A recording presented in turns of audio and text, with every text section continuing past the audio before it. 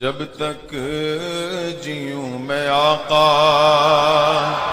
कोई गम न पास आए, कोई गम न पास आए। तो हमारे हनीफ भाई मेहता जिन्होंने इस प्रोग्राम के लिए मुझे दावत दी थी, बताया नहीं था कि प्रोजेक्टर प्रोग्राम है। मैं तो इस मूड में आया था कि जिक्र हुसैन करना है, तकारीर है, बस सीधी सादी। असल में प्रोजेक्टर प्रोग्राम के लिए कुछ तैयारियां करनी पड़ती है।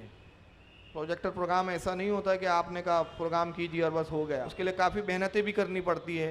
पहले तो इनकी क्लिपें तलाश करनी पड़ती है, ढूंढना पड़ता है, फिर इनकी बातों को नकल करना, फिर उनके वीडियो को उतना काटना जितना हिस्सा बताना मकसूद है, और फिर उसकी तरदीद में जो अहादीस के दलाइल है उनके स्कैन करना, फिर किताबों को हदीस की स्कैन पर करके फिर उसको कन्वर्ट करना। ये बहुत सारे मरहले हैं। अल्लाह के करम है कि एक पूरी टीम SHO की इस ताल्लुक से काम करती है।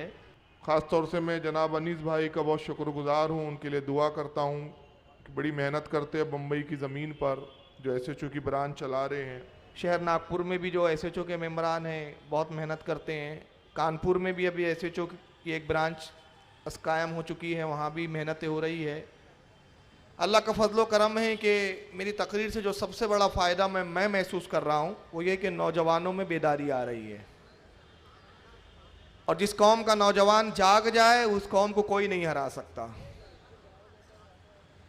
और जैसे जैसे कौमें अहले सुन्नत वल जमात बेदार होते जा रही है, इनकी नींद हराम होते जा रही है।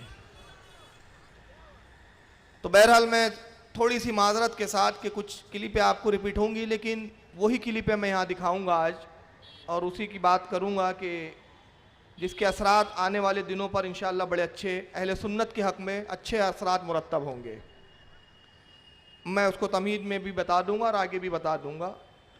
और आज के प्रोग्राम के बाद एक ड्यूटी भी मैं आपको दूंगा, भूल जाऊं तो याद दिलाना कि आपने कोई ड्यूटी देने की बात की थी, अब वो ड्यूटी क्या है ज़रा बता दीजिए। आइए जिस आयत करीमा की मैंने तिलावत की, ज़रा उसकी रोशनी में हम अपने नबी के पहले मकाम को देखें।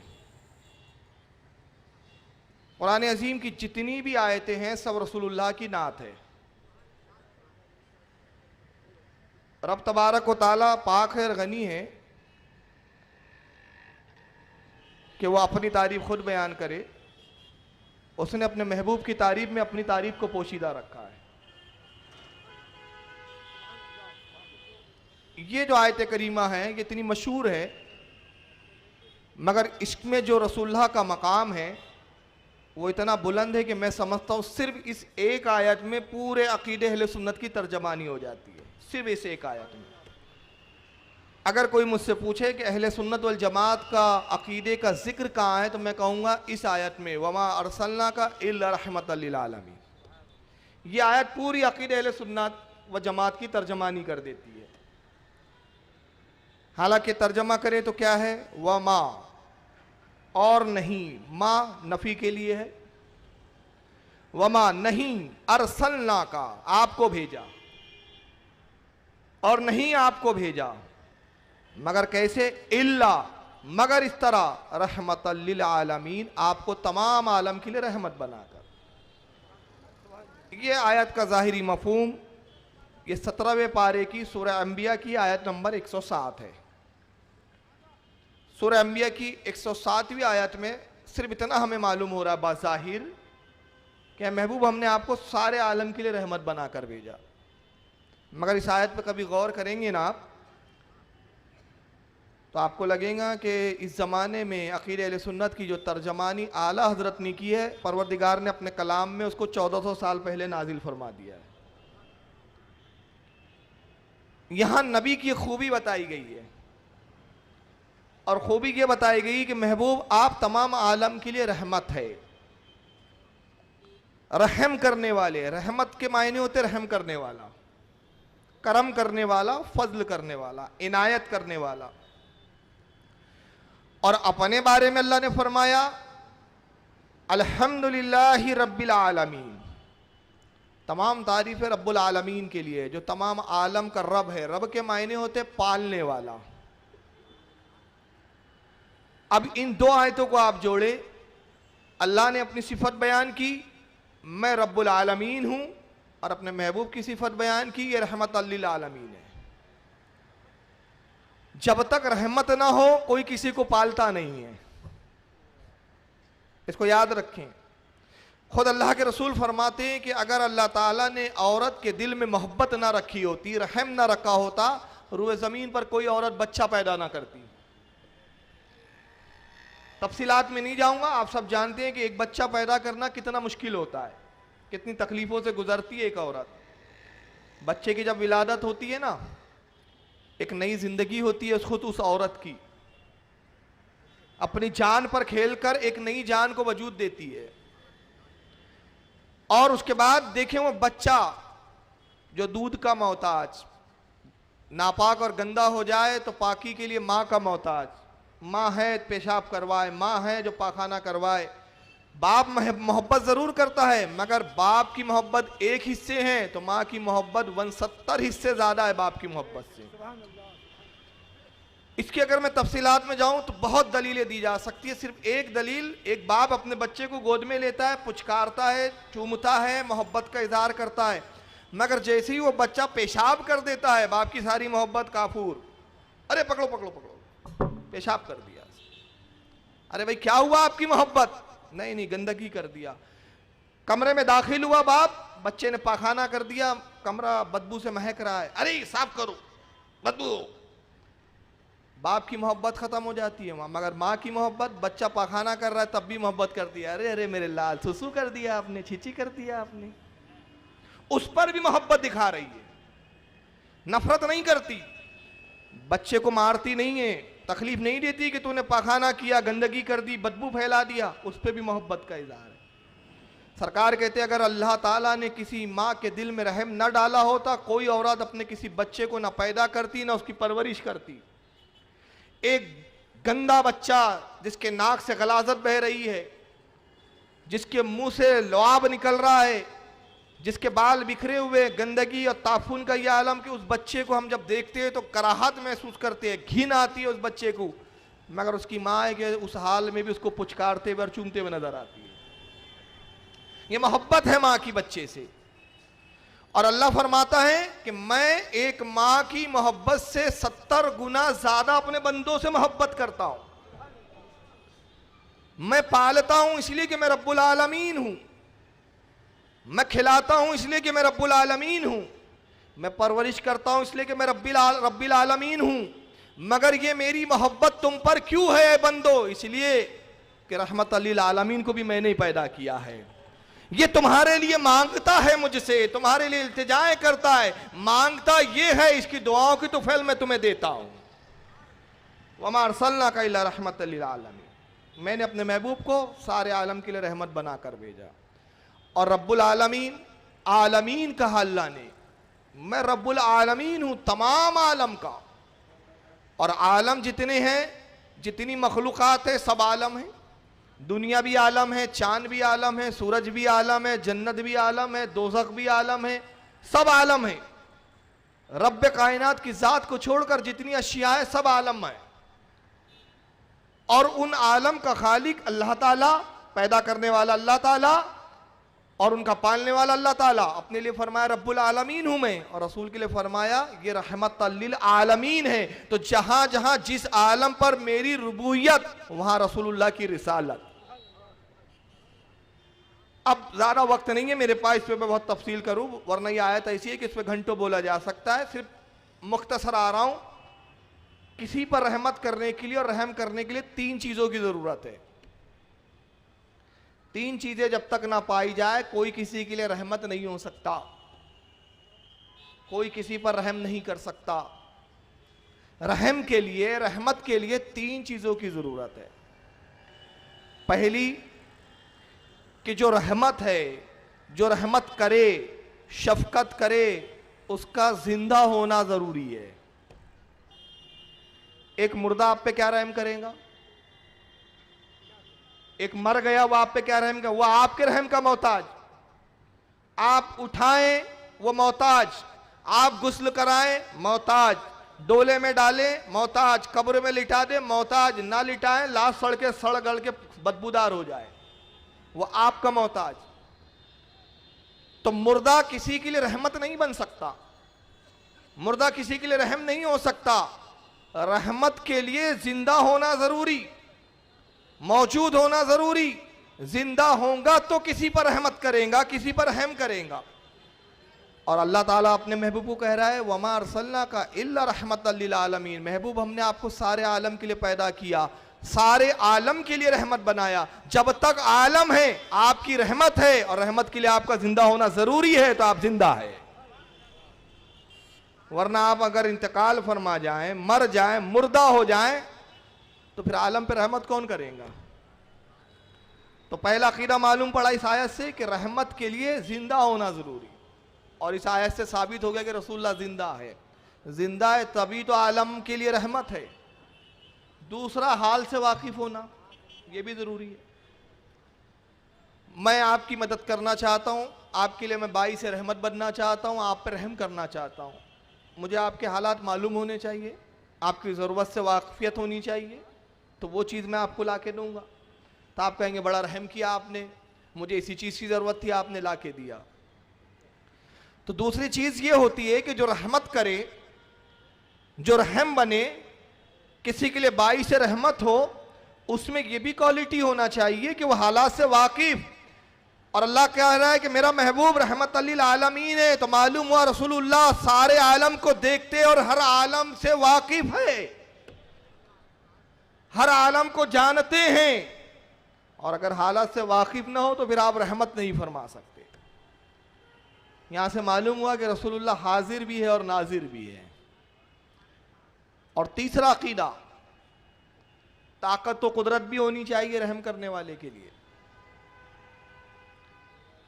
मैं आपके साथ जा रहा हूं, आप और मैं साथ में हैं, रास्ते में एक बदमाश से मुलाकात हो गई, उसने आपको मारना शुरू कर दिया। मैं खड़ा देख रहा हूं, आपने खूब मार खाई, हाथ पैर टूट गए आपके। लोगों ने कहा क्या मियाँ फारूक के साथ थे, आपने मार खा ली, फिर क्या करें। फारूक ने बचाया नहीं मुझे। जब वो बदमाश मुझे पीट रहा था, फारूक ने मेरी मदद नहीं की। मुझसे पूछा गया क्यों साहब आप साथ में थे, मदद क्यों नहीं की। मैं कहा भाई मुझ में ताकत ही नहीं थी। जो बदमाश, जो पहलवान इनको मार रहा था, वो इतना कवि, इतना मजबूत था कि मैं उससे मुकाबला नहीं कर सकता था। सिवाय देखने के और बर्दाश्त करने के मेरे पास कोई चारा कार नहीं था। तो मैं अपने साथी के लिए, आपके लिए रहमत का सबब नहीं बन सका, आप पर मैं रहम नहीं कर सका। वजह क्या है कि मुझ में ताकत और कुव्वत नहीं थी। मगर अल्लाह कह रहा मेरा महबूब तमाम आलम के लिए रहमत है, तो रहमत होने के लिए ताकत भी जरूरी। रहमत इसलिए है कि इख्तियार और ताकत महबूब को अता किए गए हैं। इख्तियार है तभी तो रहमत है। तो यहां रसूलुल्लाह का इख्तियार भी साबित हो गया। तो इसी आयत करीमा से इख्तियार रसूल भी साबित होता है। हाजिर और नाजिर का, इल्म गैब का भी मसला हल हो जाता है, और रसूलुल्लाह की हयात का मसला भी हल हो जाता है। अब चूंकि हम रसूलुल्लाह को रहमतल लिल आलमीन मानते हैं, और हमें बताया कुरान ने कि मेरा महबूब जिंदा है, साहिब इख्तियार है, ताकत व कुव्वत भी रखता है, और हालात से वाकिफ भी है। मेरे महबूब में 3 क्वालिटियां हैं, बदर्जे अतम हैं। और जब ये क्वालिटी है तो तुम मेरे महबूब से मांगो। मैं जो कुछ नेमतें देता हूं अपने महबूब के तुफैल में देता हूं, जो कुछ अता करता हूं मैं अपने महबूब के सदके में देता हूं। और सबसे बड़ी नेमत है जन्नत। जन्नत से बड़ी कोई नेमत नहीं है। जन्नत सबसे बड़ी नेमत। और जन्नत का हुसूल कब होगा? जन्नत कब मिलेंगी? जब आमाल अच्छे हो, गुनाह बख्शे जाएं, गुनाह माफ किए जाएं, गुनाह और पाप को धो दिया जाए। जब तुम गुनाहों से पाक हो जाओगे तो जन्नत के हकदार बनोगे। गुनाहों की माफी जन्नत के हुसूल के लिए शर्त अजीम है। अब कुरान कहता है कि मेरा महबूब कैसी नेमतें बांटने वाला है। अगर तुम जन्नत के तलबगार हो, अगर तुम माफी चाहते हो, बख्शिश का परवाना चाहते हो, तो क्या करो? वलाउ अन्नहुम इज़्ज़लमू अनफुसहुम जाऊ, तो ऐ लोगों, जब तुम अपनी जानों पर जुल्म करो, गुनाह करो, तो मेरे रसूल के पास आओ, मेरे रसूल के बारगाह में हाजिर हो जाओ और मेरे रसूल से मगफिरत चाहो, मेरे रसूल की बारगाह में सिफारिश के लिए गुजारिश करो। और अगर मेरा रसूल तुम्हारे लिए अपने हाथों को बुलंद करे, लवाजदुल्लाह तव्वाबर रहीमा, तो तुम अल्लाह को बहुत ज्यादा तौबा कबूल करने वाला पाओगे। इस आयत से भी मालूम हुआ कि अल्लाह ने मांगने का सलीका में ये बताया कि जब गुनाह हो, कुछ मांगना हो, बख्शिश तलब करनी हो, कुछ नेमत के तलबगार हो, मेरे नबी की खिदमत में आओ, मेरे नबी की बारगाह में आओ। और फिर अदब सिखाया, कैसे आओ, कैसे मांगो, कैसे तलब करो। ऐसे नहीं जैसे दूसरी जगह जाके तलब करते हो और जिस तरह मांगते हो कि दरवाजे के बाहर खड़े होकर चिल्लाना शुरू किया, सेठ साहब लाओ, ओ सेठ साहब सो रहे हो क्या, लाइए, दीजिए, कुछ दीजिए, चिल्ला रहे हैं। सेठ झुंझला के उठा, क्या क्या चीख रहा है कम वक्त घर के सामने, दफा हो यहां से, ये तरीका है कुछ मांगने का। चीख रहा है घर के सामने, चिल्ला रहा है। इस तरह मत मांगो जैसे दुनियादार साइल मांगता है, दुनिया का एक भिखारी मांगता है। मेरे महबूब की बारगाह में जब आओ, आवाज मत निकालो, मांगने के लिए आवाज बुलंद मत करो। वो और लोग हैं जो सखी हैं, देते तब है जब सुनते हैं। मेरा महबूब सुनता ही नहीं, तुम्हारे दिलों के हालात से भी वाकिफ है। तुम सिर्फ जबान को बंद रखो, आंखों से आंसू जारी हो, गुनाहों पे पछतावा हो, नबी की बारगाह में दिल में अर्ज करो, मेरा महबूब सुनता है। आवाज बुलंद मत करना, बुलंद करके चीखना मत, पुकारना मत मेरे महबूब को। और अगर पुकारोगे तो क्या होगा, देखो मैं तुम्हें अदब सिखा रहा हूं। या अय्युहल्लज़ीना आमनू ला तरफऊ अस्वातकुम फौका सौतिन नबिय्य वला तजहरू लहू बिल कौली का जहरी बादिकुम लिबाद अन तहबता अमालुकुम व अंतुम ला तशउरून। ईमान वालो, जब तुम मेरे नबी की बारगाह में रहो तो नबी के सामने अपनी आवाज को बुलंद मत करो, नबी की आवाज बारगाह में आवाज को बुलंद ना करो। और यही नहीं, बल्कि नबी को यूं भी ना पुकारो जैसे आपस में एक दूसरे को पुकारते हो, इस तरह मत पुकारो। और अगर तुमने ऐसा पुकारा, अगर तुमने ऐसा किया, तो नतीजा क्या होगा, अन तहबता आमालुकुम, तुम्हारे आमाल अकारत हो जाएंगे। तमाम दुनिया में जितनी नेकियां की तबाह हो जाएंगी, अव्वल और आखिर जितनी तुम्हारी जिंदगी में नेकियां थी तबाह हो जाएंगी। व अंतुम ला तशऊरून, और ऐसी तबाह होंगी कि तुम्हें उसकी खबर और शऊर भी नहीं होगा। कैसे तबाह हुई, गए थे बख्शिश लेने, जहन्नम का तौक लेकर आओगे। अदब से मांगो, ताजीम से मांगो। तो अब कैसे पुकारो नबी को, कैसे मांगो नबी से, यह भी एक सवाल पैदा होता है। फिर मांगो कैसे, तलब कैसे करो नबी से। तो इसका अदब साहबा इकराम ने बताया। का रसूल तो अल्लाह का हुक्म दे बताएंगे और हम अदब रसूल हम बताएंगे कि बारगाह रिसालत में अदब कैसे किया जाता है। चुनांचे तफसीर इब्न अब्बास, हज़रत इब्न अब्बास रज़ियल्लाहु ताला अन्हु की कुरान की तफसीर, जिसका पूरा नाम तनवीरुल मुक़बास मिन तफसीर इब्न अब्बास, सफ़ा 547, इसी आयत करीमा की तफसीर में कहते हैं, का जहरी बादिकुम लिबाद, ऐसा ना पुकारो जैसे आपस में पुकारते हो, जैसे आपस में एक दूसरे को खिताब करते हो। का दुआओ बादिकुम लिबादिन बेइस्म ही, अब्दुल्लाह इब्न अब्बास कहते हैं कि इस तरह ना पुकारो जैसे तुम नाम लेकर पुकारते हो। जब किसी को मुखातिब करते हो या जब किसी को मुतवज्जे करते हो तो उसका नाम लेते हो। मसलन तुम किसी को पुकार रहे हो, आप मुझे पुकारे तो कहेंगे फारूक मियाँ सुनिए, मैं आपको पुकारूं तो कहूँ ए फुला साहब सुनिए। जो ये नाम लेते हो, नाम भी ना लो, ये नाम बड़ा मुकद्दस है मोहम्मद, तुम इस लायक नहीं कि तुम अपने गुनाहगार जबान से ये नाम लो। तुम गुनाहों के साथ आए हो, पहले पाक हो जाओ, गुनाहों से धुल जाओ, उसके बाद नाम मोहम्मद लेना। मगर अभी जबान गुनाहों में डूबी हुई है, तो महबूब का नाम इस तरह ना लो, नाम ना लो जैसे एक दूसरे का लेते हो, बल्कि क्या करो, वलाकिन अज़महु व वक़रहु व शरफहु इज्जत के साथ पुकारो, शर्फ के साथ पुकारो, वकार और ताजीम के साथ पुकारो। और फिर कैसे पुकारो?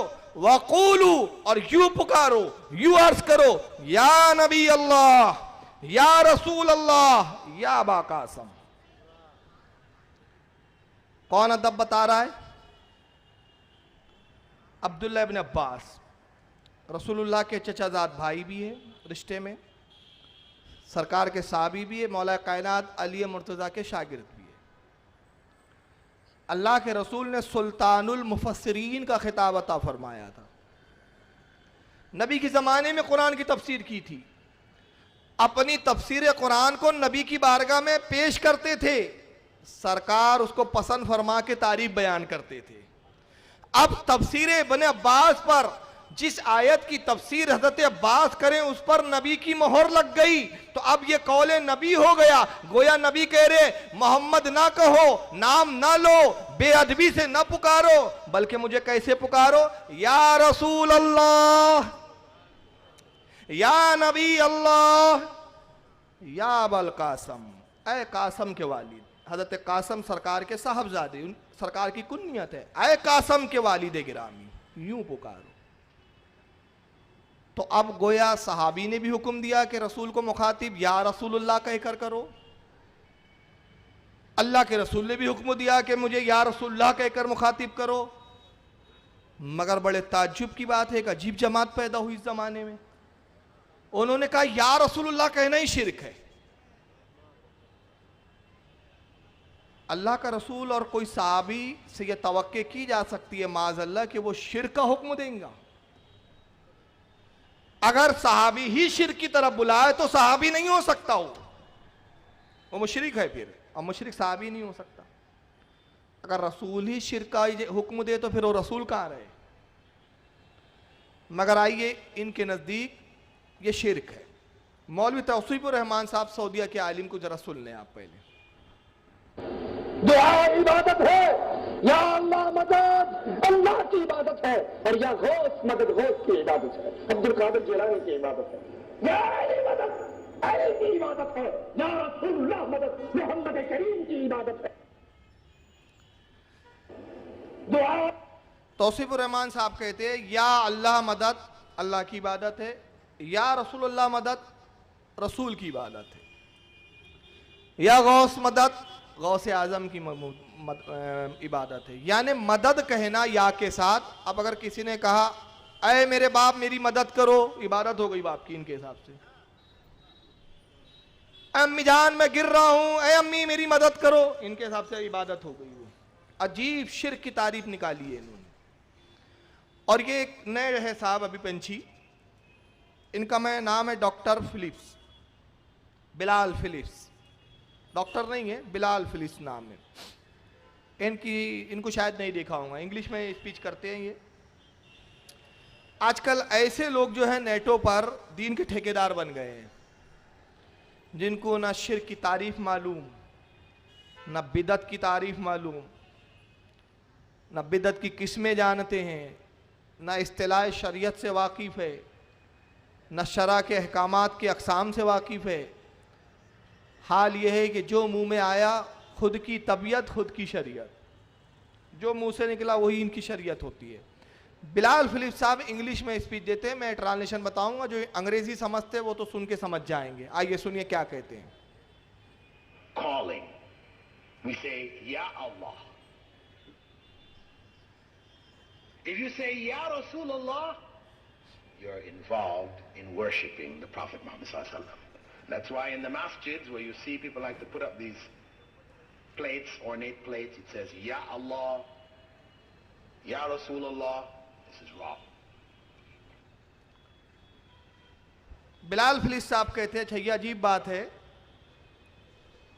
सारी दुनिया को मुशरिक मुशरिक कहते हैं और खुद का नाम मुशरिकों की तरह रखा है। बिलाल तो ठीक है, फिलिप्स किसका नाम होता है? गौर करें आप, अभी तक अपना नाम नहीं बदले, शिरकिया नाम। पता नहीं ईसाई से इस्लाम हुए या इनका नाम क्या अल्लाह जाने, ऐसा ही है पहले से। बहरहाल नाम फिलिप्स है। कहते हैं कॉलिंग, अगर ये पुकारता है कोई, वी से या अल्लाह, हम कहते हैं या अल्लाह, हम तो अल्लाह को यूं पुकारते, या अल्लाह। इफ यू से या रसूल अल्लाह, अगर आपने यूं कह दिया या रसूल अल्लाह, you are involve in worshipping in the profit Mohammed सल्लल्लाहु अलैहि वसल्लम। कहते अगर आपने ये कह दिया या रसूल अल्लाह, तो गोया आपने हुजूर सल्लल्लाहु अलैहि वसल्लम को अल्लाह की इबादत में शरीक कर लिया। आपने अगर या रसूल अल्लाह कह दिया तो गोया वो अल्लाह की इबादत में शरीक हो गए।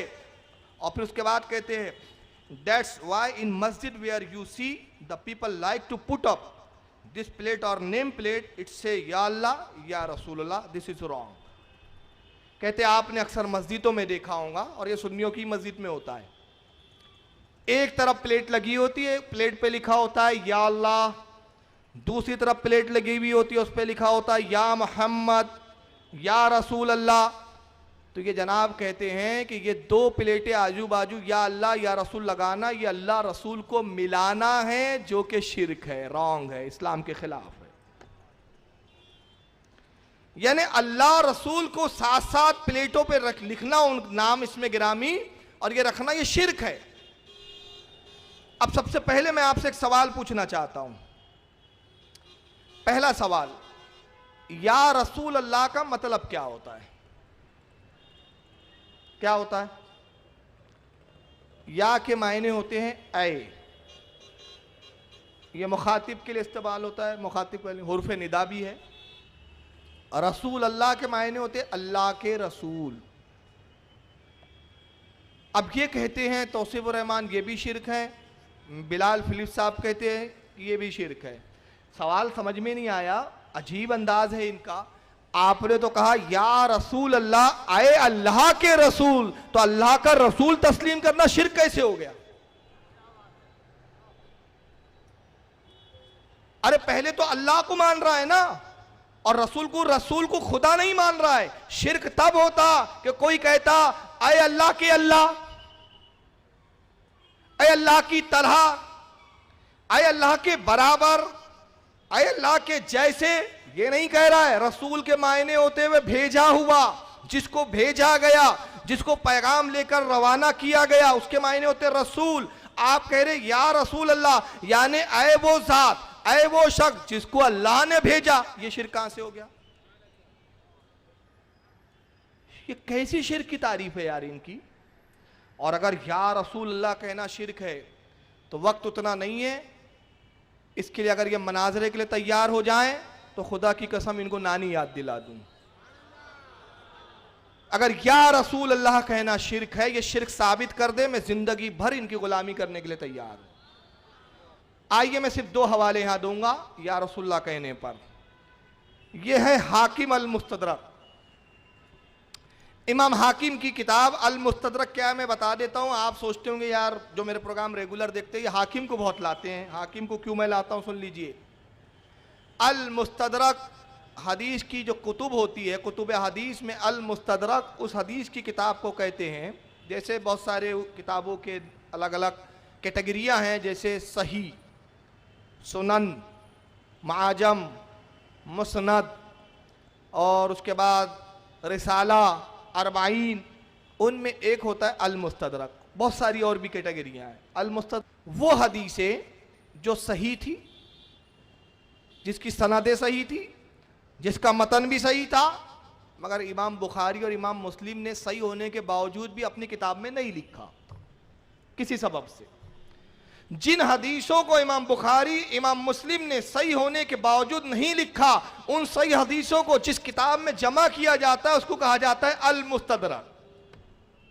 मतलब यह हुआ कि ये इमाम बुखारी और इमाम मुस्लिम की शर्तों पर ये सही हदीसों का इंतखाब है। और इमाम हाकिम कौन है? इमाम बहकी के उस्ताद है।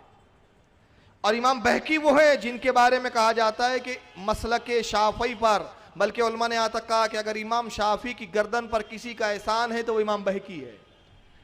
अगर इमाम बहकी ना होते तो शाफी मसलक रुबे ज़मीन से ख़त्म हो जाता। उन्होंने उसको इतना परवान चढ़ाया। उनके उस्ताद है इमाम हाकिम। हाकिम अल मुस्तदरक की हदीस नंबर 1961, जिल नंबर 1 है, सफ़ा नंबर 708। इमाम हाकिम ने पूरी सनद बयान की। मैं वक्त की किल्लत के सबब सनद को छोड़ रहा हूँ क्योंकि हदीस सही है सनद के एतबार से, इसलिए सनद पढ़ना इतना अहम नहीं है। अन उस्मान इब्न हुनैफ रदियल्लाहु ताला, वो कहते हैं उस्मान इब्न हुनैफ रदियल्लाहु ताला से रिवायत है, अन्ना रजूलन दरीरल बसराती नबी सल्लल्लाहु अलैहि वसल्लम, वो कहते हैं रसूलुल्लाह सल्लल्लाहु अलैहि वसल्लम के पास एक नाबीना शख्स आए, जिनकी आंखें मादरजात नाबीना थे, आंखें नहीं थी। सरकार की खिदमत में उस्मान इब्न हुनैफ रदियल्लाहु ताला अन्हु कहते हैं कि एक नाबीना शख्स आए, फ़क़ालतुल्लाहि ताला अन युआफ़ीनी, उन्होंने अर्ज़ किया अल्लाह के नबी अल्लाह से दुआ कीजिए ताकि अल्लाह मुझे बीना कर दे। अब हदीस पे गौर करें, वो रसूल से कह रहे हैं अल्लाह के नबी आप मेरे हक में मेरे लिए दुआ कीजिए, और दुआ क्या कीजिए अल्लाह के रसूल कि अल्लाह मेरी आंखें लौटा दे, हैं मादरजाद नाबीना। मगर अकीदा देखे उस साहबी का, वो जानते हैं कि नबी को ये इख्तियार है, इनकी दुआ रद्द नहीं हो सकती, ये दुआ करें तो मादरजाद नाबीना भी बीना हो सकते हैं। तो कहते या रसूलल्लाह आप दुआ कीजिए, आप मेरे हक में दुआ फरमाइए, और आप दुआ कर देंगे तो अन युआफियानी, तो मुझे इससे आफियत मिल जाएंगी, मैं बीना हो जाऊंगा। तो अल्लाह के नबी ने क्या करना चाहिए था, हाथ उठाते दुआ करते मौला इसकी आंखों को अच्छा कर दे।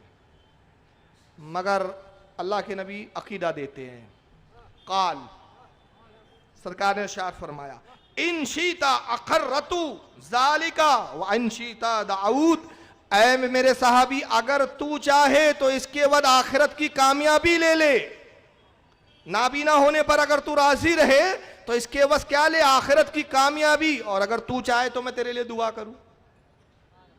दो चॉइस रख दी। इस पर एक बड़ी प्यारी बात याद आ रही है, क्योंकि मेरे सेशन में नहीं है लेकिन मैं सुना देता हूं। एक साहबी रसूल है, जंगे ओहद या बद्र में उनका हाथ कट गया, शहीद हो गए, हाथ जालिम ने तलवार मारी, हाथ कट गया।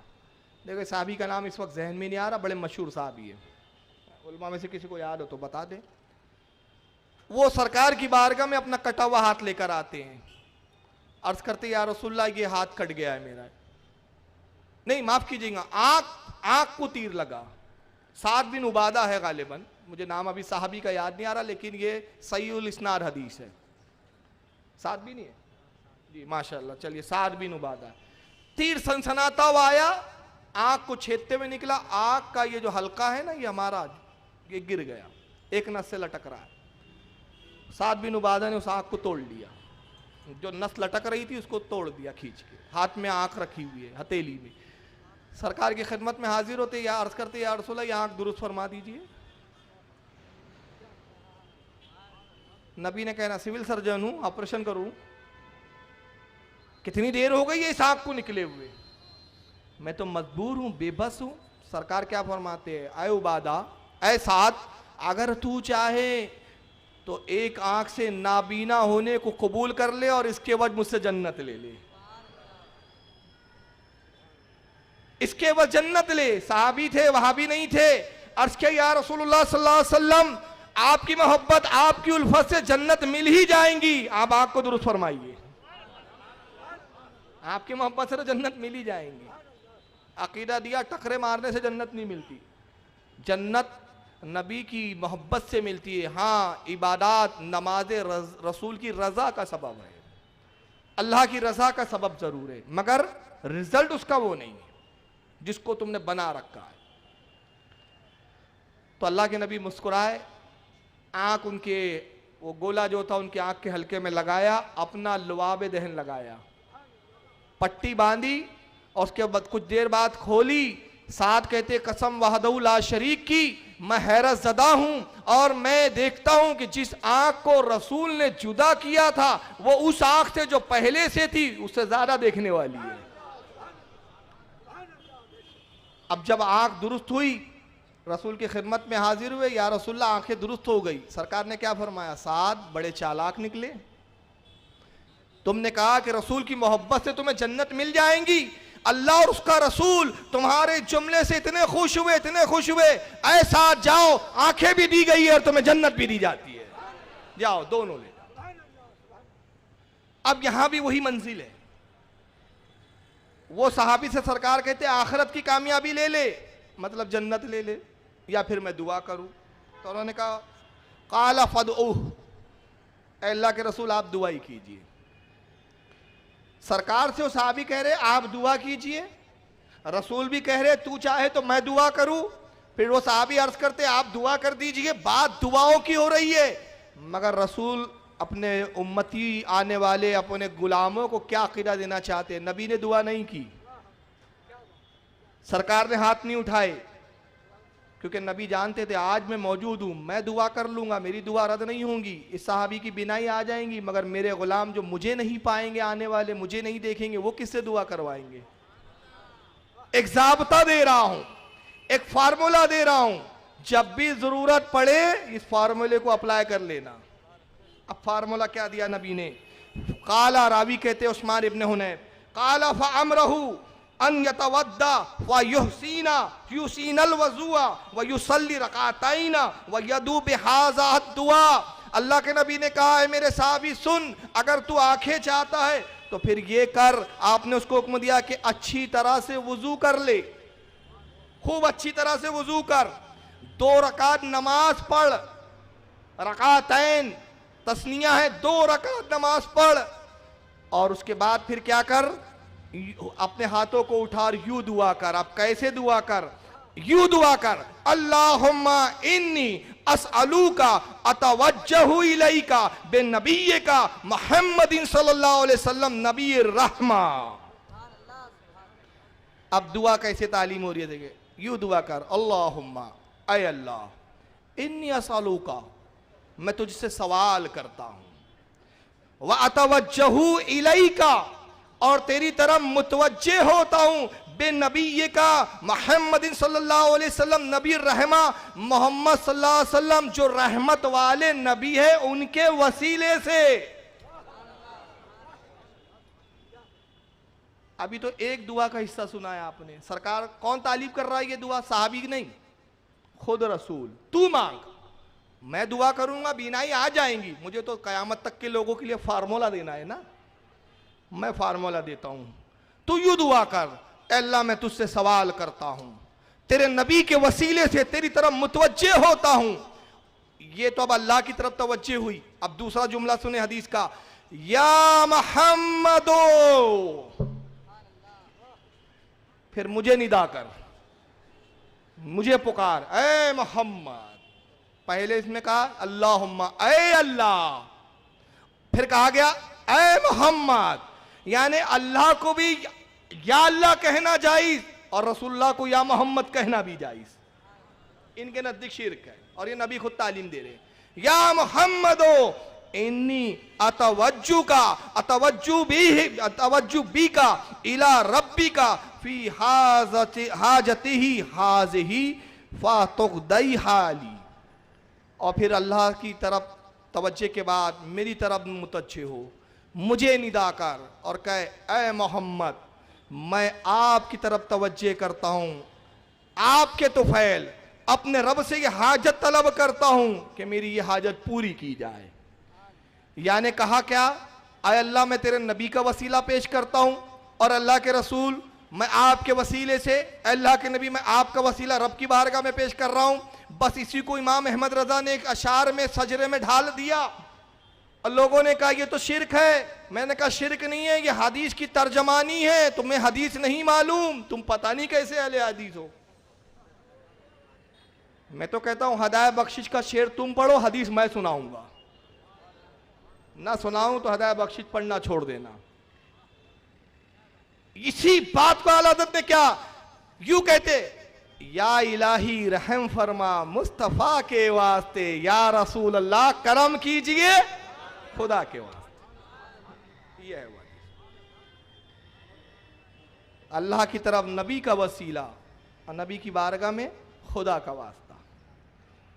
और उसके बाद कहा अल्लाहुम्मा शफ़ीहु फी शफ़ीनी फी, और फिर यूं कहे ऐ अल्लाह मेरे हक में मोहम्मद सल्लल्लाहु अलैहि वसल्लम की सिफारिश को, इनकी शफात को कबूल फरमा।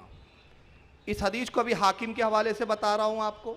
इसी हदीस को मुस्नद अहमद में इमाम अहमद इब्न हम्बल ने भी लिखा, इमाम तबरानी ने भी लिखा, ये दोनों मुस्नद अहमद में, इमाम तबरानी माजमुल कबीर में दोनों लिखते हैं कि हज़रत उस्मान इब्न हुनैफ कहते हैं कि वो गए, वुजू किया, नमाज पढ़ी, दुआ की, हाथ फेरे और जब उठकर आए तो ऐसे बीना थे जैसे कभी नाबीना थे ही नहीं। इसमें या मोहम्मद आया कि नहीं आया? नबी से हाजत भी आई, मगर तौसीफुर रहमान या रसूलुल्लाह कहना इबादत है तो रसूलुल्लाह ने अपनी इबादत का हुक्म दिया। डॉक्टर जनाब फिलिप्स साहब के नज़दीक, डॉक्टर बिलाल फिलिप्स के नज़दीक या रसूलुल्लाह कहना शिर्क है, रसूलुल्लाह ने शिर्क का हुक्म दिया। आइए इसको इमाम हाकिम ने क्या कहा, उसके बाद कहा कि ये मुस्लिम की शर्त पर इसकी सनद सही है। इसी हदीस को इमाम तिरमिजी ने भी लिखा जामे तिरमिजी के अंदर, जो सियासित्ता की किताब में शामिल है।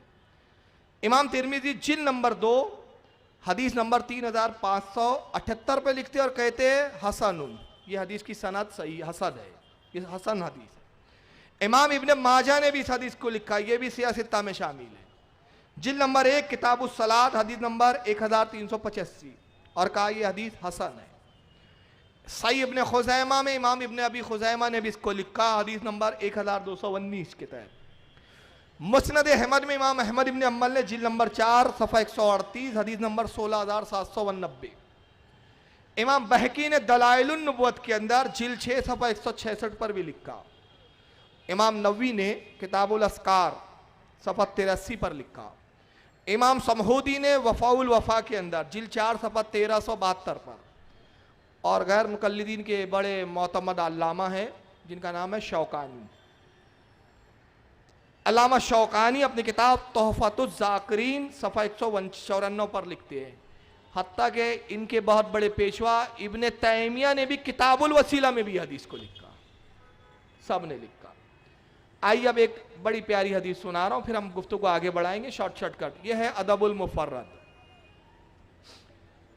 इमाम बुखारी की किताब है हदीस की। आपने अब तक बुखारी ही सुना होगा, इमाम बुखारी ने इसके अलावा भी बहुत सी किताबें लिखी है। तारीख़ुल कबीर उनकी किताब बड़ी मशहूर है। अदबुल मुफर्रद आदाब पर बड़ी सबसे मशहूर मार्कतुल आरा किताब है, हर ज़माने में पढ़ी पढ़ाई गई। कमाल तो यह है कि अब्दुल्ला बिन बाज के मकतब से छपी है। अब्दुल्ला बिन बाज कौन? सऊदी अरबिया के मुफ्ती आज़म रह चुके हैं, नाबीना थे दोनों आँखों से, उसी हालत में इंतकाल कर गए। काश वसीले के कायल होते और रसूल की वसीले से मांगते तो शायद बीनाई मिल जाती, मगर कायल नहीं थे तो आखिरी तक नाबीना रहे, नाबीना ही की हालत में चले गए। अदबुल मुफर्रद इमाम बुखारी की किताब, इसका सफ़ा नंबर 217 सऊदिया से छपी हुई है और हदीस नंबर 990। इमाम बुखारी ने एक बाब कायम किया, बाब का नाम मा यक़ूलु रजुलुन इज़ा खदिरत रजुलुहु। तर्जमा यह होता मा तक़ूलु, क्या कहे वो शख्स, मा यक़ूलु रजुलुन, क्या कहे वो शख्स, इज़ा खदिरत रजुलुहु, जिस शख्स का पैर सुन हो जाए। मैं बहुत सारे प्रोग्राम में बता चुका हूँ, नए लोग होंगे तो फिर सुन ले। बाब हदीस का हिस्सा नहीं होता, बाब मुहद्दिस का अकीदा होता है। बाब यानी हेडिंग। हदीस तो वहाँ से शुरू होंगी जहाँ से वो कहेंगे काला रसूलुल्लाह या काला फुला साहबी। हदसना से जो शीश शुरू होंगी वो सनद है हदीस की। बाब मुहद्दिस का अकीदा है, मुहद्दिस अपने अकीदे के तहत बाब नकल करता के तहत हदीस लाता। इमाम बुखारी अपना अकीदा लिख रहे हैं, मेरा अकीदा क्या है, मैं टन टनाटन कट्टर बरेलवी हूँ। इंशाअल्लाह अल्लाह ने मौका दिया तो एक प्रोग्राम ऐसा भी लूँगा मैं, और एक दिन का प्रोग्राम नहीं है, उसके लिए कई नशिस्तें चाहिए। इमाम बुखारी बरेलवी, सिर्फ बुखारी शरीफ से मैं बताऊंगा कि वो सारे अकायद जो आला हज़रत ने बयान किए वो इमाम बुखारी 1300 साल पहले बयान कर चुके हैं। एक भी अकीदा हमारा बुखारी मुस्लिम के खिलाफ नहीं है। इमाम बुखारी अकीदा बताते, मेरा अकीदा क्या है, मेरा अकीदा यह है, क्या करे वो शख्स जिसका पैर सुन हो जाए, चल ना सके, उठ ना सके, बैठ ना सके, पैर सुन हो गया, सुई चुबाओ तो असर नहीं, मारो पैर पर तो असरात जाहिर नहीं होते, न तकलीफ का एहसास, न दर्द का एहसास, किसी तरह का एहसास नहीं, पैर सुन हो गया जिसका, वो क्या करे शख्स? कहते आओ मैं इलाज बताता हूँ। क्या करे वो शख्स? इलाज क्या करे? हॉस्पिटल नहीं जाए, डॉक्टर के पास ना जाए, अब इलाज बताते। हद्दसना अबू नुअयम काल, कहते हदीस बयान की हमसे इमाम अबू नुआइम ने, और कहते हैं हद्दसना सुफियाना अन अबी साकिन, और वो कहते हैं कि हमने हदीस सुनी सुफियान इब्ने अबी साक से, अन अब्दुर्रहमान इब्ने सादिन काल, और कहते हैं उन्होंने रिवायत किया अब्दुर्रहमान बिन साद रदियल्लाहु ताला अन्हु से, वो कहते हैं, क्या कहते हैं, खदीरत रजूलुन इब्ने उमरा, कहते हैं कि हज़रत अब्दुल्ला इब्ने उमर रदियल्लाहु ताला अन्हु जो सहाबी रसूल है, और हज़रत फ़ारूक आज़म हज़रत उमर इब्ने ख़त्ताब रदियल्लाहु ताला अन्हु के साहबजादे, जलील क़द्र साहबजादे, जलील क़द्र सहाबी खुद है। उनका पैर सुन हो गया अब्दुल्ला इब्ने उमर का, बहुत इलाज कराया, कोई फ़ायदा नहीं, चल नहीं सकते थे, पैर उठा नहीं सकते थे, पैर का एहसास ख़त्म हो चुका है। खुदीरत रजूलुन इब्ने उमरा क़ाल लहू रजूलुन, एक शख्स हज़रत अब्दुल्ला इब्ने उमर के पास आया, आने वाले भी सहाबी, एक सहाबी दूसरे सहाबी के पास आ रहे हैं और कहते हैं क्या करो, उसकुर अहब्बन नास इलैका, इसका इलाज ये है, इस पैर को अगर तुम दुरुस्त करना चाहते हो तो आए अब्दुल्ला सुनो, इसका इलाज ये है कि उसको याद कीजिए, उसको निदा कीजिए, उसको पुकारिए जिससे आप सबसे ज्यादा मोहब्बत करते हैं। अहब्बन नास, लोगों में सबसे ज्यादा जो आपको महबूब हो, लोगों में जिससे सबसे ज्यादा आपको मोहब्बत और उल्फत हो, उसको पुकारिए, निदा कीजिए। यह हदीस कब की है? सरकार का विसाल हुए एक जमाना हो चुका है। उन्होंने क्या पुकारा? फ़क़ाला या मोहम्मदो, उन्होंने पुकारा ऐ मोहम्मद। ये हुर्फे निदा इस्तिगासा के लिए था। या मोहम्मदो क्या मतलब? ऐ मोहम्मद सल्लल्लाहु अलैहि वसल्लम मेरी मदद फरमाइए। रावी हदीस कहते इमाम बुखारी ने तो अदबुल मुफरद में यहीं तक लिखा, लेकिन इस हदीस को और भी लोगों ने लिखा, जैसे इमाम नववी ने अल-अस्कार में, इमाम मुंजरी ने अत-तरगीब व तरहीब के अंदर ये बयान करते हैं कि उन्होंने या मोहम्मद जैसे ही पुकारा, उनका पैर ऐसे हरकत में आने लगा जैसे कभी सुन हुआ ही नहीं था। या मोहम्मद कहना अगर शिरक है तो अब्दुल्ला इब्न उमर रदियल्लाहु ताला अन्हु मुशरिक हो गए। अब अलवानी साहब कहते हदीस ज़ईफ है, आज के अलवानी, इस पर मौका नहीं है कि मैं गुफ्तगू करूँ। का एक रावी अबू सुफियान मुदल्लिस है, ये बहुत इल्मी गुफ्तगू है, वक्त भी नहीं इजाज़त दे रहा। इनमें अगर जोश व खरोश हो, सलाहियत हो तो मनाजरे में बैठो, फिर वहाँ सब तदलीस क्या होता है और मुदल्लिस क्या होता है वहीं इनसे समझ लेंगे। फिलहाल मैं अभी इतना बता दूँ, अत-तरगीब व तरहीब में इमाम मुंजरी ने हदीस को लिखा और कहा वल हदीसुन सहीहुन, ये हदीस सही है। इमाम मुंजरी फरमाते ये हदीस सही है। इमाम नववी ने भी अल-अस्कार में लिखा इसको, सफ़ा 271 पर।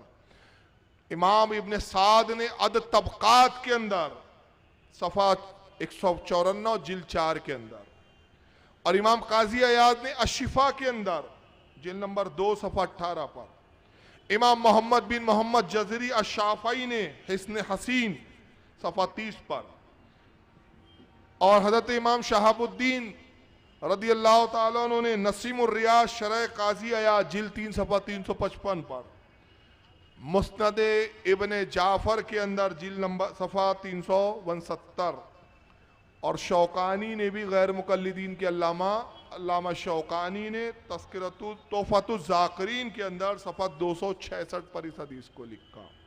तौसीफुर रहमान अपील कर रहे हैं, अल्लाह के लिए अपने बातिल अकीदे से बाज आ जाए, अल्लाह के लिए तौहीद को समझ लें, अल्लाह के लिए गैरुल्लाह को पुकारना बंद करें कि गैरुल्लाह को पुकारने वाला मुशरिक है और मुशरिक जहन्नमी है।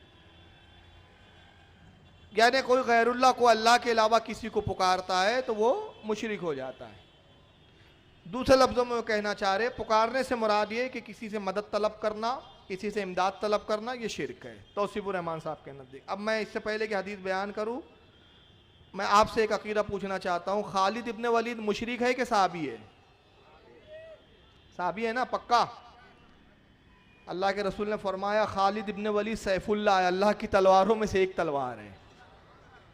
इतने जिहाद किए खालिद इब्न वलीद रदी अल्लाह ताला अन्हु ने, इतने जिहाद किए और इतने जख्म खाए इस्लाम की खातिर कि जब आपका विसाल हुआ तो उलमा और साहबा बयान करते हैं कि गुस्ल के लिए लाया गया। जब आपका कुर्ता उतारा गया तो जिस्म का कोई ऐसा हिस्सा नहीं था जहां तलवार, नेज़े और भालों के निशान ना हो। इतने जख्म खाए थे इस्लाम के लिए।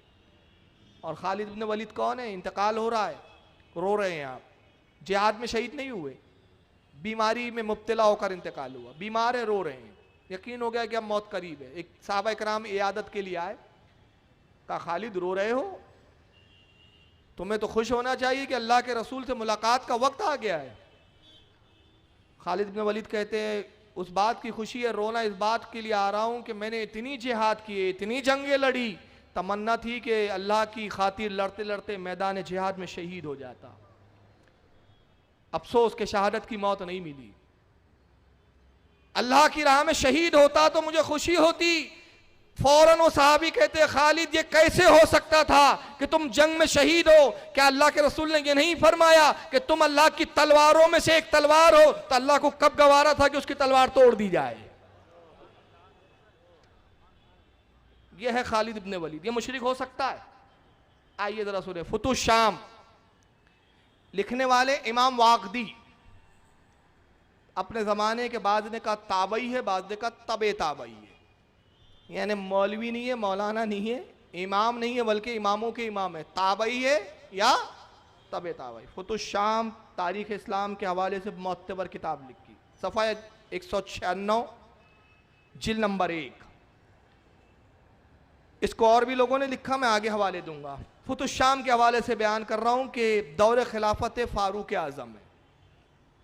सरकार का तो विसाल हो चुका है, ज़माना हो गया। दौर खिलाफत फारूक आज़म जंग यरमुक के लिए इनको भेजा गया। माफ़ कीजिएगा, हाँ, जंग यरमुक का वाक़या है। खालिद इब्न वलीद लड़ने के लिए गए, दुश्मनों से लड़ रहे हैं, जिहाद चल रहा था। तो शर्जिल बिल हुस्ना एक साहबी रसूल है, वो भी जंग में शरीक थे। हज़रत खालिद ने हज़रत शर्जिल को भेजा, जाओ कुछ खाने पीने के सामान का इंतज़ाम करो, लश्कर में खाने पीने का सामान ख़त्म हो रहा है। ये कुछ लोगों की कुछ टोली को लेकर निकले, मुख्तसर सा काफिला था। किसी तरह दुश्मनों को पता चल गया, जासूसों ने खबर दी कि मुसलमानों का एक मुख्तसर सा काफिला खाने पीने की अशिया की तलाश में निकल रहा है, मौका है, इनको कत्ल कर दो। कई हज़ार दुश्मन आए और वो मुख्तसर सी टोली जो कई सौ पर थी, वो हज़ारों ने उनको घेर लिया। जंग होने लगी। अब हाल ये था कि ये मुख्तसर, दुश्मन तादाद में कई गुना ज्यादा, मुकाबला दुश्वार, ये लड़ रहे हैं, जंग हो रही है। शर्जिल बिल हसना को ने देखा, यकीनन हार करीब है, शिकस्त करीब है, तो उन्होंने वहां से निदा की, पुकारा। अब कैसे पुकारा, आइए जरा इमाम वाकदी के अल्फाज सुने। उन्होंने पुकारा, या नसरुल्लाहि इंजिला या मोहम्मदो। क्या कहते हैं? अब एक एक लफ्ज का तर्जुमा करूंगा। या नसरुल्लाही, ऐ अल्लाह की मदद, ऐ अल्लाह की मदद, इंजिला, नाजिल हो जा, ऐ अल्लाह की मदद नाजिल हो हम पर।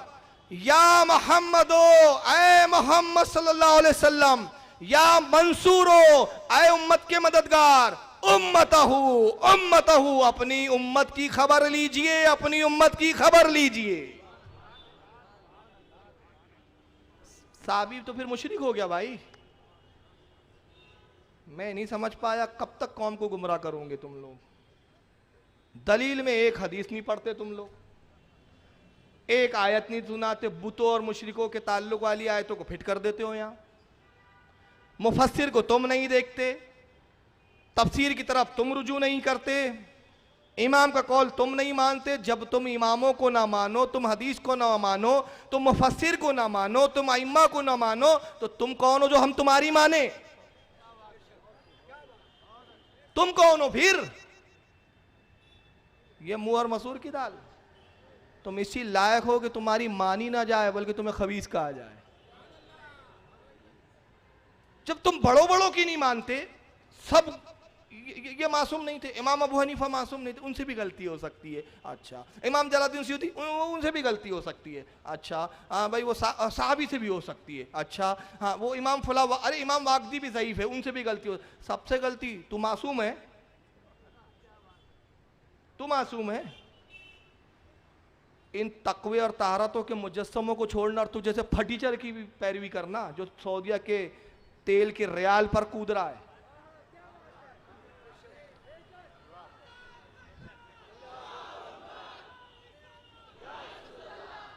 और एक बात बता रहा हूं, अभी एक जर्जिस आने वाला है आपके एरिया में, वो बहुत बोलता इनकी तोंदे बड़ी हो रही है, सुन्नी उलमा को बोलता है, ये नजरानों के पीछे जाते। यकीनन हम अपनी कौम से मांगते हैं, तुम तो अंग्रेजों के टुकड़ों पे पलते हो खबीसो। हम अपनी कौम से मांगते हैं। हालांकि मैं नजराना नहीं मांगता, मैं बता दूं आपको, मैं अपने उलमा की तरफ से जवाब दे रहा हूं। अगर हमारे उलमा किसी दीन के मकसद के लिए रसीदे लेके निकलते हैं, चाहे मस्जिद की तामीर हो, चाहे मदरसे की तामीर हो, तो वो दीन मुस्तफ़ा के लिए अपनी कौम से मांगते। तुम तो इतने बेगैरत हो कि लीडरों से मांगते हो। तुम तो अंग्रेजों की तलवे चाटते हो, इसलिए हम कहते हैं तुम अंग्रेजों की रखेल हो। और अगर यकीन ना हो तो मुजरिम कौन और इल्ज़ाम किस पर देख लो। होठ चूम चूम के बुश को खुश खुश करके मांगा इन्होंने।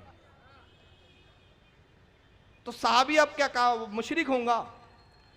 ये शर्जिल बिल हसना पुकार रहे हैं, और क्या पुकार रहे हैं, या नसरुल्लाही, अल्लाह की मदद, इंजिला हम पर नाजिल हो, या मोहम्मदो, या मंसूरो, उम्मतहु उम्मतहु, आए मदद करने वाले, अपनी उम्मत की खबर लीजिए, अपनी उम्मत की खबर लीजिए। रावी हदीस कहते हैं, इमाम वाकदी लिखते हैं, जब उन्होंने मैदान में ये निदा करना शुरू किया, खालिद इब्न वलीद की फौज आई और दुश्मन निस्फ़ो नाबूद हो गया। अल्लाह ने भेज दी मदद। इसी हदीस को इमाम वाकदी के अलावा इब्ने असीर जज़री रदी अल्लाह ताला ने अल कामिल के अंदर सफ़ा नंबर 630 पर भी लिखा। और इनके एक अल्लामा मुसल्लम गैर मुक़ल्लिदीन के, मैं तो दावा ही अपने घर की किताब नहीं पढ़ते, और सबसे ज़्यादा हम इन्हीं के घर की पढ़ते, ये खुद अपने घर की नहीं पढ़ते। इब्ने कसीर ने, इब्ने तैमिया के शागिर्द है, गैर मुक़ल्लिदीन वहाबियों के नज़दीक बड़े मुसल्लम, बड़े मोतमद आलिम दीन। अल बिदाया वन निहाया में क्या लिखा सुनिए। वो कहते हैं, रसूलुल्लाह के विसाल के बाद, सरकार का जब विसाल हो गया, खिलाफत फारूक आज़म में जब भी किसी को कोई हाजत मांगनी होती, जब भी किसी को कुछ मांगना होता, जब भी कोई मुश्किल में होता, जब भी कोई परेशान होता, तो वो कैसे मांगता। वो कहते हैं, उनके अल्फाज सुने, वकाना शियारुहुम यौमाइज़िन या मुहम्मदो। वो कहते हैं कि सहाबा की आदत बन चुकी थी, उनका मशगला था, उनका मामूल था, उनका दस्तूर अमल था कि जब भी हाजत के लिए पुकारते, कहते या मुहम्मदो, हाजत पूरी कर दीजिए। रसूल से मांगते थे और या मोहम्मदों की दिदाएं लगाते थे। मगर ये अगर शिरक हो गया तो फिर तो कोई सहाबी खिलाफत फारूकी में, सहाबी क्या मुसलमान भी नहीं रहा, अब तो मुशरिक हो गया सब। ये 1400 साल के बाद ठेकेदार आए हैं साहब तौहीद के। खुद इनके घर के हाल नहीं मालूम। मैंने कहा ना, नवाब सिद्दीक हसन खां भोपाली इनके बहुत बड़े अल्लामा हैं। अगर हमारे हनीफ भाई मुझे पहले बताते ना, तो खुदा की कसम इतनी किताबें ले आता और एक एक दिखाता भी। अब वही किताबें थी जो हार्ड डिस्क में, प्रोजेक्टर पर मेरे पास स्कैन है।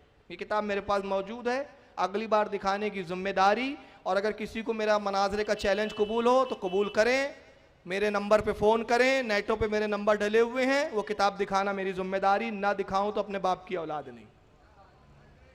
नवाब सिद्दीक हसन खां भोपाली ने किताब लिखी जिसका नाम है हदियतुल महदी, मेरे पास पाकिस्तान से छपी हुई मौजूद है।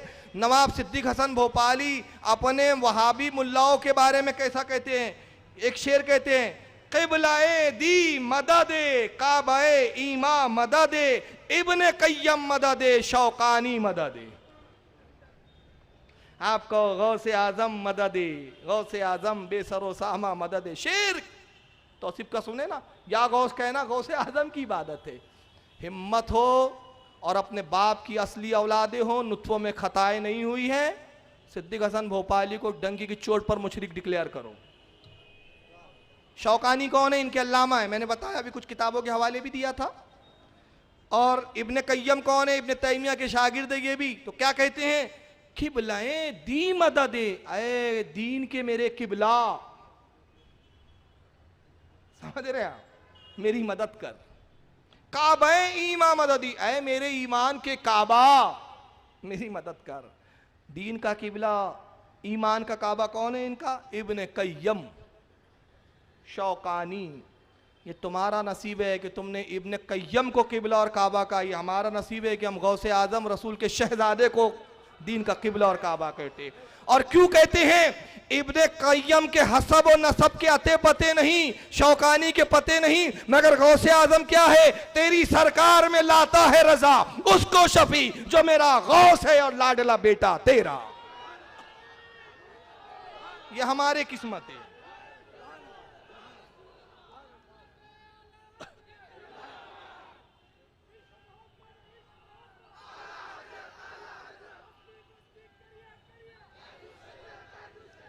तेरी सरकार में लाता है रजा उसको शफी जो मेरा गौस, गौस के मायने होते हैं मदद करने वाला, वो मेरा मददगार है, मगर तेरा कौन है? लाडला बेटा, जो मेरा गौस है और लाडला बेटा तेरा। आइए इनका शिर्क इनके घर पहुंचा रहा हूं। अगर देवबंदी हजरात यहां सुन रहे हो, मेरे तल्ख लहजे पर मत जाइए खुदा के वास्ते। तल्ख इसलिए हो जाता है जब मैं अपने बुजुर्गों के ताल्लुक से तुम्हारे उलमा के फतवों को सुनता हूं कि उन्होंने हमारे यहां से लेकर वहां तक के सारे अकाबिर उलमा को मुशरिक कह दिया, तो जुमले तल्ख हो जाते हैं। मगर मेरी तलखी को मत देखिए, मेरे दलाइल को देखिए। आप जवाब ये देकर मत अपने दिल को तसल्ली दीजिए जबान अच्छी नहीं थी, मिजाज में चिड़चिड़ापन था, तकरीर करते वक्त जुमले सख्ते, जुमले की सख्ती मत देखो, मेरे दलाइल देखो। हिम्मत हो तो मेरी दलीलों को काट के बताओ। फैसले दलीलों से होते हैं, अपने दिल को तसल्लियां मत दो। अगर उलमा देवबंद के यहाँ कुछ लोग मौजूद हो चाहने वाले, आइए देखिए आपके मौलाना ने भी शिरक किया है। फिर यह कसायद कासमी, कासिम नाना तवी बानी दारुल उलूम देवबंद ने लिखा है। किसने लिखा है? दारुल उलूम देवबंद जिन्होंने बनाया, उन्होंने कसीदा लिखा है रसूलुल्लाह की शान में। सफा नंबर 8 कहते मदद कर आए करम अहमदी के तेरे सिवा। किसको कह रहे हैं? रसूलुल्लाह को। मदद कर, मदद कर आए करम अहमदी के तेरे सिवा नहीं है कासिम बेकस का कोई हामी कार। जो तो ही हमको ना पूछे तो कौन पूछेगा, बनेगा कौन हमारा तेरे सिवा गमखार। यानी कासिम नाना तभी रसूलुल्लाह को गमखार, गम काटने वाला कहें ठीक, गम को दूर करने वाला कहें ठीक, हामीकार कहे ठीक, मददगार कहे ठीक, मगर हमने जैसी कहा या रसूलुल्लाह अल मदद, मुशरिक मुशरिक मुशरिक मुशरिक।